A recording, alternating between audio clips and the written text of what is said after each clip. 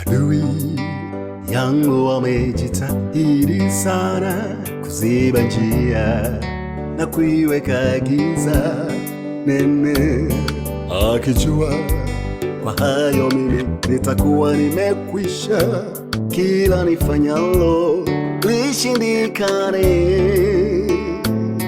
But he doesn't know something, Mungu si binadamu. Akaja kanikuta machozi yakitiririka, kanigusa kwa upendo, mwanangu usilie kamwe. Tangu sasa historia inabadilika.